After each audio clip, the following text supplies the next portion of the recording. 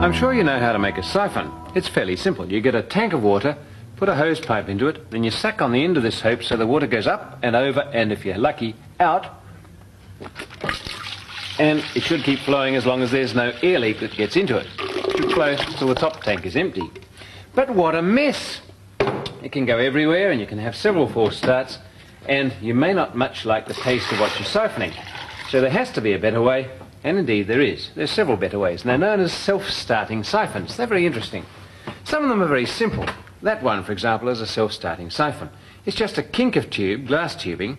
If I put my finger on the end here and lower the first leg into this tank of water, notice that the water level comes right up to the edge of the tank. That's important.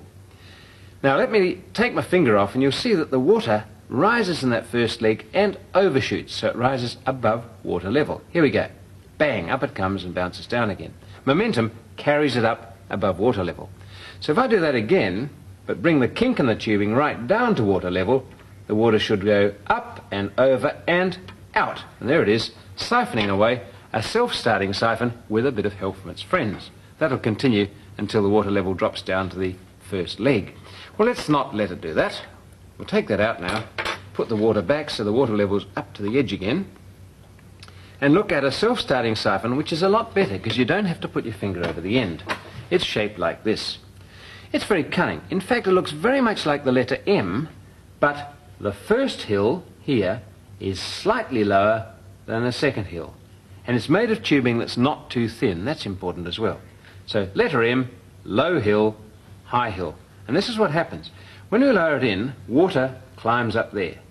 It comes roaring over there and has such speed when it gets to the bottom that it comes up and over and out, and it starts the siphon itself. At least that's the theory. Let's see what happens. Watch it closely. We lower it in, water level comes up to that first bend, over, down, around and out. And it only just made it. In fact, it wouldn't have if that hill were too tall or the water level weren't right up to the edge there. So it's a pretty tenuous business, but once it's got going, it too will empty the tank until it gets down to the level of the first leg. Well, bending glass like that is not easy, so you can make this yourself out of straws, as long as they are the flexi straw type. That's the sort of straw that has a little concertina kink in it, and you can bend it over and shape it like that.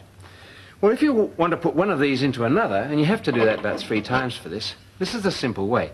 You snip the end, make a little cut about 1/2 centimetre long. That means that you can cross the edges over and make the end a bit narrow, and that will then slip inside the next straw if you're careful. It doesn't make a perfectly airtight tube like that, but you can put sticky tape around it or push that little kink in and then ram the straw up over.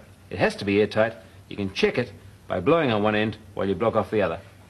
That's pretty good. And in fact, what I've done is to make one like that. You can see, here it is, the old classic M shape. That little hill, slightly lower than this hill, and it's a fairly wide straw.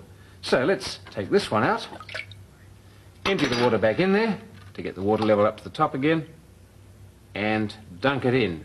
And with any luck, we'll have a homemade self-starting siphon. Here goes. Curiosity.